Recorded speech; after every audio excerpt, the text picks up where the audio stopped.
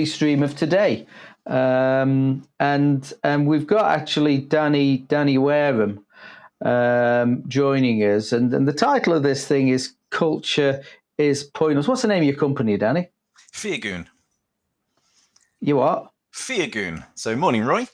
Feargoon is Feargoon is it's a strange word because it's not English. Feargoon is a Hebrew Yiddish slang term that means the pure, genuine and sincere joy and happiness for somebody else's achievement.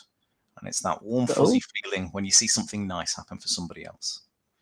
Oh, okay. Well, Feargoon, that's good. So we've got Danny from Feargoon, and we've talked a lot over the past few weeks. I said, let's have a chat about something, and he came up with a title: Culture is Pointless.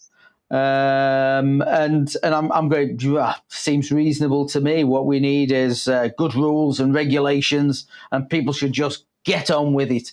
So culture is actually pointless. Danny, go. Yeah, so culture is unfortunately often seen as, you just dropped me straight in it there, Roy, but yeah, just solve all of the pointless issues. So culture is actually incredibly important to businesses. But the way that it's often approached is without a purpose. It is pointless. And that's because culture is difficult to see. You can feel its effects. It's like the wind. When it's blowing with you, it helps you sailing. When it's blown against you, everything is harder. But because it feels quite amorphous and wishy-washy and happy-clappy, people tend to focus on the things that they physically see in organizations. So they see the slides at Google's or the beanbag furniture Apple or bring your dog to work day and pizza Fridays, and they start with, how do we do that? How do we start a 5 a.m. club? How do we start this thing? But if there's no point, it's just a gimmick. It's just a thing. Yeah, and you know these gimmicks, I see, and I'm particularly interested in the culture of the work, not the and you know the whole Pizza Friday. And don't get me wrong, I like a bit. We love of a pizza Friday. Yep. But really, when it's a culture, and we were talking about this before we started. I was involved in. Well, it was called changing culture, but it should have been called blending culture. And it was hard. The hardest thing I've ever done. And something you mentioned earlier was, what have you ever done that, although you managed to drag it over the line, you wouldn't want to do it again? Yeah. Changing cultures, blending cultures, that would be out of everything I've ever done. Aligning cultures was absolute murder. And it was outside of, I mean, the whole sort of, they do Friday something, we can do Friday something. They do, I mean, that bit's easy. But the culture of the work ethic, getting things done, aligning how people do things, the way we do stuff around here, which is culture. Because, mergers, the way we do stuff around here is different than the way we do stuff around the second one. And I mean, why should we even bother? So I would even take a step back. So from culture, a kind of simple definition of culture is it's how we get stuff done around here. And the two main tenets of that sentence are we, as in what are the group, and in the case of a merger, you're taking two different we's and putting them together. And around here, in a merger again, you're taking two different organizations, probably different geographic locations, and putting them together as well. So mergers and acquisitions are a particularly tough way of identifying your culture and what will and won't work. And what we tend to do, because we focus on that sort of physical, what do we see in the operations, rather than why do we need a culture and what type of culture should it be in the first place. So to give you an example and a slightly controversial statement, I don't believe that there are bad cultures. There are toxic cultures, which we can talk about in a moment, but your culture should be purposeful. It shouldn't be pointless. The purpose of your business is to achieve something, is to deliver something. That's your mission. So if you if you don't know why your company exists, and there's an awful lot of businesses out there that don't know why they exist, what their purpose is, they're there to make money. If you don't know what your purpose is, then how can you possibly identify the behaviors that are required from your organization to help you deliver against that strategy? So the first port of call in identifying your culture is not looking at other companies and trying to emulate and pick off their sort of gimmicks and their shiny. It's understand what sort of behaviors you need to support the direction of your business. And a very quick example, if you have what we call a hierarchical structure. So a hierarchical structure is inward looking, so it looks to its own processes, its own internal stakeholders, and it has clear objectives, clear lines of sight in terms of accountability and responsibility. You know where to go to get support when anything happens. That's a really fantastic culture if you have a crisis management type environment. So the armed forces have that sort of culture. However, that culture is not a good fit if you need innovation, because you can't have the soldiers freewheeling and doing their own thing and failing faster, learning faster in that sort of environment. So that culture is a bad fit for a company that requires innovation. It doesn't mean it's a bad culture, it's just a bad fit. Similarly, if you're at Apple and you rely on innovation and your external focus towards the market, then having everybody working in silos but knows exactly what they're supposed to be doing, clear objectives, clear line of sight, etc., would actually stymie and slow down your innovation. So the point of culture is identify what is it that you're trying to achieve, what is your strategy, and then do you need a culture that is innovative, in which case you need to create environments that encourage people to make mistakes and challenge and create vulnerability and safety.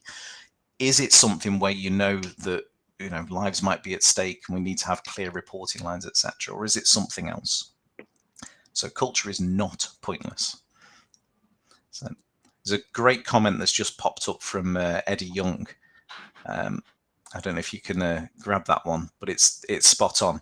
So the word culture, it comes from Latin, but it does come through the French for clair, which means to cultivate.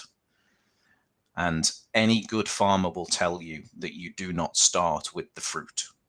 You don't start with the output. You don't start with the conversion and the EBITDA and the EPS and all these other commercial measures. You start with stuff that is often mundane. It's the day-to-day, what type of soil do I have? How often do I water it? It's constant, small, incremental things that are done. You can't just water your land. Let's do a massive water once a year. Let's have an award ceremony once a year. That's not what drives your culture. It's small, consistent, authentic things that show that you care, that encourage the right plants to grow in the right environment. So thank you, Eddie. That's absolutely spot on. I like that. Small, consistent things. Authentic things, yes. Yeah. I'm trying to think of the guy's name. Hunt Davis. It might have been Gareth, not Gareth Hunt Davis. I'm thinking the guy from the Avengers, aren't I? But this guy Hunt Davis was he was part of the British coxed eights in the Sydney Olympics. Okay. And they were going nowhere fast as a group. And they said, well, look, we can either give up and go and do our stuff because everyone's clearly better than us, or we can do something different. And their culture on everything that we did, everything that they did was, will it make the boat go faster? Mm-hmm. And they talked about, well, if we get up at 4:00 and row up and down the river for 2 hours before breakfast, will that make the boat go faster? Yes, it is. All right, we should do it. Yeah. And do we do 2 hours in the gym? Well, will it make the boat go faster? Yeah. Let's do this. Do we eat 10,000 calories? Well, will it make the boat go faster? And actually, 10,000 calories takes a hell of a lot of eating. And but it did. They fine-tuned.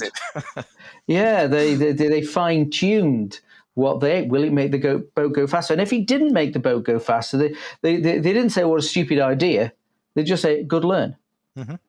Good learn. And everything they did brought them to this, will it make the boat go faster? Like, shall we go to the pub tonight? Will it make the boat go faster? Probably not. Yeah. So we won't do it. And I think that simple culture of will it make the boat go faster was their mantra, and everything they aligned with that. The having that North Star to say this is where we're going. I mean, we might veer off course a little bit on the way, but this is our mission, and that's why having a clear vision, a clear mission is important. Your purpose is then why are you doing it? You know, but what do you give back to the world? Because when your mission feels a bit hazy, when your mission feels a little bit hazy and you're not quite sure if you're going to achieve it, having the purpose helps reinforce, you know, why did I start on this endeavor in the first place?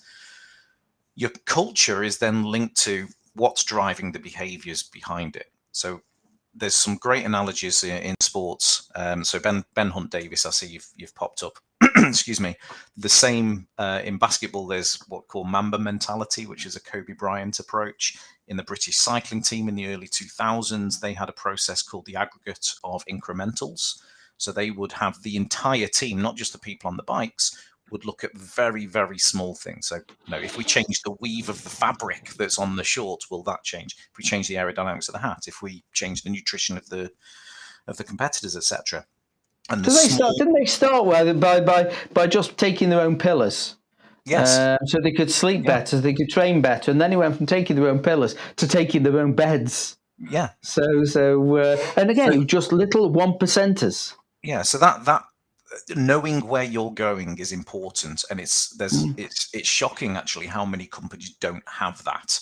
They'll have clear, we've got to deliver this revenue target, etc., but they don't know why they exist. What's their purpose?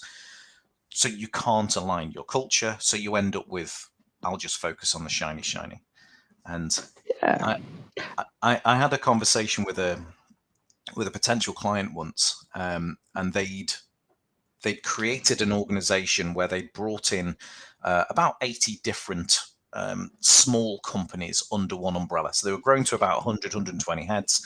And they decided at this point they were going to have a single premises, and they were going to create a single feel for their people. So I went in and had a chat with them, and the owner says to me, I want a culture like this company that I went to in America. I was like, tell me about this company then. And he says, well, we had the meeting in a communal area. He says, and that was strange to me in the first place, because normally you go off into a room with the CEO or somebody else in the C-suite. And it was in this communal area, and it was buzzing, and it was vibrant and engaging and electric. And in the center of this huge communal area, they had a 10,000 piece jigsaw. And people from across the campus, because it was a disparate kind of setup, they would come down, have the cups of coffee and do the networking and so on. And they'd all do a little bit of this jigsaw before going back to their respective areas. So the first thing that I did, he says, when I opened this office, was I bought a jigsaw. And he points to a table at the back of the room in the communal area that we're meeting in. And he says, it's been there 2 months. No, nobody's even opened it yet. So I took him through the example of the New Zealand All Blacks. So the New Zealand All Blacks famously clean the changing rooms and the toilets of everywhere they play. And that's done throughout the organisation, whether you're a grassroots just starting or you're on the senior men's team that competing at Twickenham. The reason that they do that is because there is still an unofficial caste system within New Zealand between sort of colonial heritage and Maori heritage. So one of the values that they espouse is around everybody's the same, everybody's equal, we all respect each other. And the way that that manifests is that they do things that everybody else does. They clean the toilets and so on. If you don't have that purpose, if you don't have that reason why, and you don't have the values and understand why those values are important, it's just a jigsaw. It's just a 5 a.m. club. But a jigsaw is easy to see. And that's when you have a pointless culture, is because you're looking for the newest fad, the newest gimmick, the newest jigsaw. And you will see that in lots of organizations that have, let's have half a day for well-being. Okay, let's tackle the well-being thing first rather than people come back to the same environment. Or let's have beanbag furniture or pizza Fridays, or I can bring my dog to work, or let's start an employee DJ and they can play music into the contact center. So to quickly summarize, why do you exist? Where are you going? What behaviors do you need to support that? Couple of messages here. So culture from Mark. Thank you, Mark.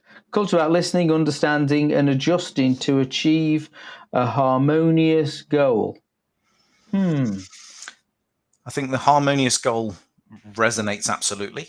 So again, why? Why do you exist? Listening is obviously key, and understanding kind of the other side of the same coin. My small challenge with this is that you always get a culture. Whenever you have a group of people, you always get a culture. The question is, if it happens by default or by design, did you design it? Or is it that you've got a group of people that work really well together? And one of the ways you can tell that is if you have quite a medium or large organization, is if it has grown on its own, then you'll get little groups of people that create almost their own tribes and don't interact well between other areas of the business. And you hear limiting beliefs of things like, from the customer service area, all salespeople are dodgy. They'll sell anything to anyone. From the sales area, you hear, well, customer service have no commercial acumen. Don't understand how a business makes money. You might have outsourced channels that are referred to as them. It's them overseas, or it's them in that contact center. So if there's no purpose behind your culture, you almost actively encourage that tribal mentality and that siloed way of working. As it's there you go, something from Eddie. Thank you, Eddie. I was taught your business plan should mold your culture. Your business plan is organic and assessed every 6 and 12 months. I'm not sure about that one myself. I think it's a really good flag, Eddie. So culture's not fixed. It is fluid and dynamic and will adjust based on the people within it, where the talent that you attract, etc. Where you have cultures that are fixed, without getting too political, then you have places like the current Conservative Party, where they recruit from a very specific type of background into a very specific type of organization that recognize and reward a very specific type of behavior. And I believe that nobody comes to work wanting to do a bad job, but that doesn't mean bad jobs don't happen. And if you only have one type of person in your culture, if you only hire for cultural fit, if you only encourage one type of behavior, then the ideas that are created out of that culture won't fit everybody. And that's what happens in politics, regardless of the area. So yes, Eddie, it does change, and it should change.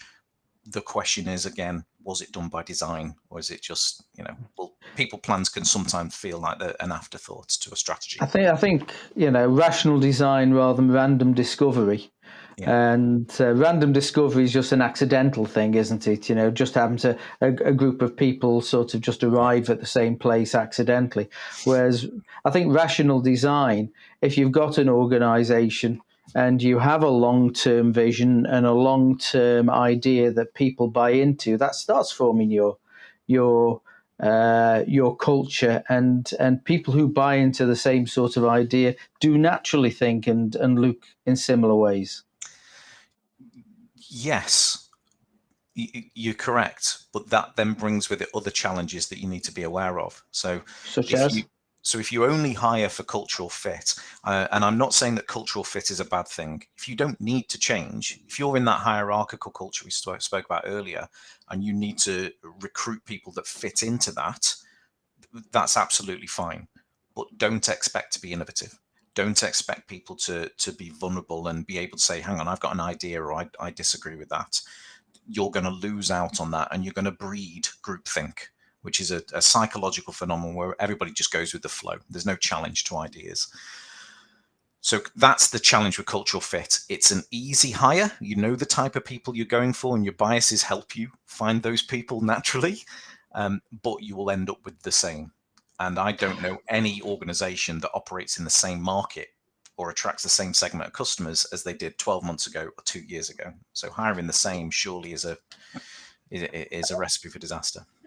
Yeah, I think, and I explained it pretty badly. as people see a vision, Yeah. so again, certain people will be attracted to that. But I think keeping an eye on the vision isn't that something that's going to gel a solid culture. And again, everyone who sees me on these things knows I'm a fan of Elon Musk, not for his dubious morals or things, but I mean, he started off SpaceX with the vision to make humans a multiplanetary species. Yes. And his thing is that innovation is rewarded, and if people are innovating towards that vision, that is actively encouraged. So I'm a bit confused in what you're saying, because it's not quite matching Yeah. how I see the world.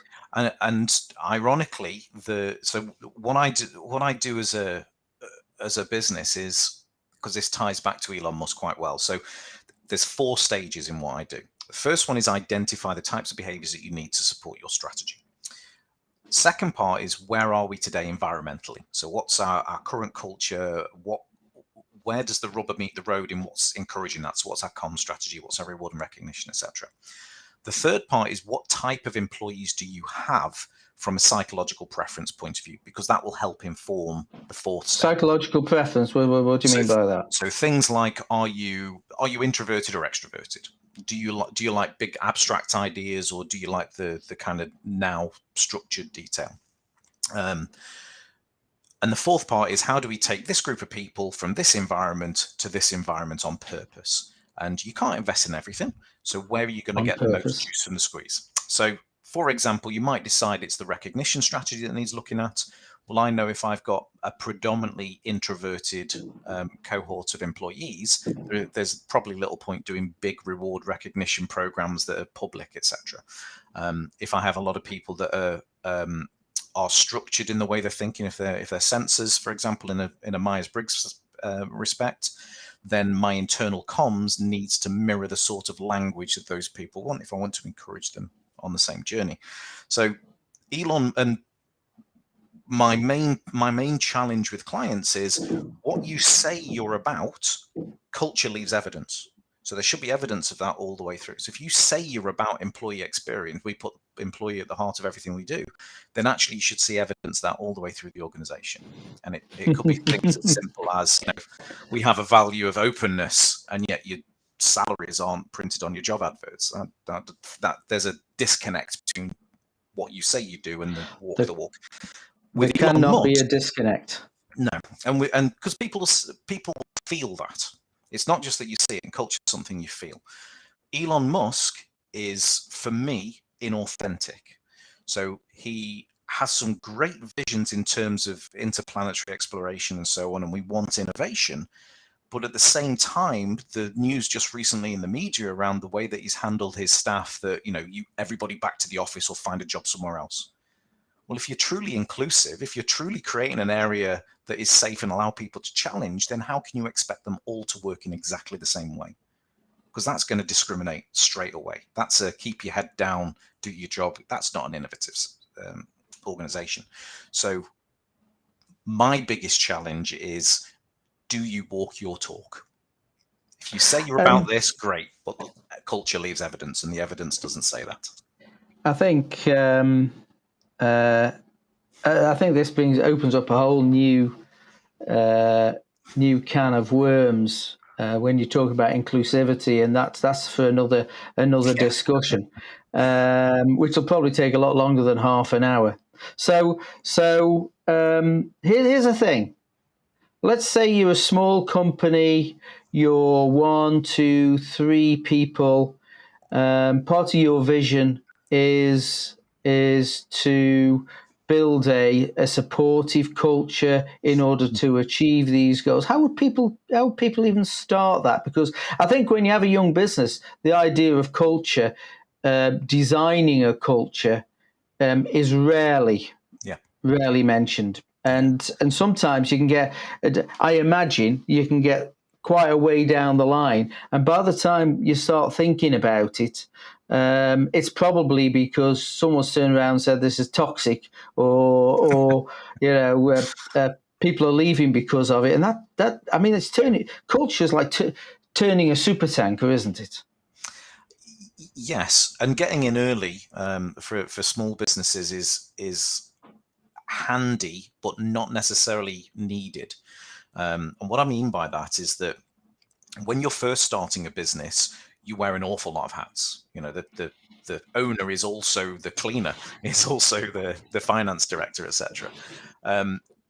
So probably the most important thing is to be clear about why you exist. Why did you set out in business? You will naturally attract people that tend to be close to you before you started your business anyway, to you. So actually your culture will form organically based around your interpersonal relationships. The challenge with culture is we're primates, and primates generally rely on an individual leader until their clan gets to a certain size. At that point, you get infighting and they split. So in chimpanzees, it's around 55 chimps. They split into two different groups. So with small businesses, the challenge is once you get to sort of 30 heads to 50 heads, you can struggle to rely purely on the charisma of the founder and the we all trust because we all knew him before he started, or her before she started this business. So the challenge at that point is being able to identify how you articulate culture so that if the founder has to widen their message, so bring on people that are direct reports to carry his message through, or the founder sells up and moves on, or the founder sets up a subsidiary company, that you can articulate to everybody, where are we heading? How do we get things done here? So my perfect kind of company is around that sort of 30 heads plus. You don't Okay, really this is a great time to start talking about that, Danny, because I mean, I know from personal experience, it's hard. It's hard to do, and it's not something. If I'd have known there was someone out there who could have helped me with it, I'd have been beating a path to the door. And in my entire career, working and blending cultures was absolutely the hardest thing I ever did. Yeah. And so, how do people? I mean, when you look at the sort of people, I mean, when people say, "No," let me say that another way. What sort of messages have people got to be hearing for them to go, "I need to speak to Danny"? Yeah. So there are a few things that you can hear, but mainly it's a feeling because it's an emotive thing. So a couple of good indicators, depending on the size of your business. I'm yet to find any business that claims to be open, trustworthy, work with honesty, etc., where the ratio of people in their to their CC in their email is less than 3 to 1. So what I mean by that is if you think you're honest, think you're open, think you've got lots of integrity in your business, and you're getting an email from A to B, and B has 3 or more people CC'd in, that's an indicator that something's not quite right. Discretionary effort is another one. If people have been working at a certain rate or offering up their free time or doing things that aren't part of their kind of job description expectations, and that changes, that is also a good indicator that something's not right in Dodge. And last of all, if you're that discretionary thing links into the availability, particularly as a small business, the availability of your people in non-core hours. So you'll know yourself from setting up a business because you surround yourself with friends and colleagues that are like-minded. If you need to drop them a WhatsApp at 9 o'clock at night just to have a vent, then you can do that. If there is no response, that's an indicator as well. And it's those little, just like culture is the small, consistent, authentic things that show someone you care. When somebody stops those things, it's showing that they're losing that care. And that's a lesson for life, not just for small business. Yeah, we've all seen the phone and gone, nope. Yeah. Yeah. And Oh, it's not work related. It's not work related. You know, if you've had wearing all these hats, if you've had a mistake, you can drop somebody a message about, I'm just having a bad day. If they don't reply, that's an indicator. Okay, so we're coming up to the end of our time together. How do people contact you? So I'm quite active on LinkedIn, just Danny Wareham. You can also get me on email, which is danny@feargoon.com. And Feargoon is Firgun. I had to think about it then. Feargoon.co.uk. Sorry, I've not taken over the world just yet. Danny@firgun.co. Okay, got it. Perfect. And phone, can they call you? They can do. It's 07824 561 394. 07824 561 394. Lovely stuff. Thank you very much for your time. We've just hit 30 minutes. Man, that went quickly again. There's so much to cover, and we've only scratched the surface, Roy. Haven't we just? So thank you very much for coming on, Danny, and the culture man. I've learned a lot. And take care. Take care, everyone. Danny, say goodbye. Nope, that way. Goodbye from Danny. Thank you, Roy.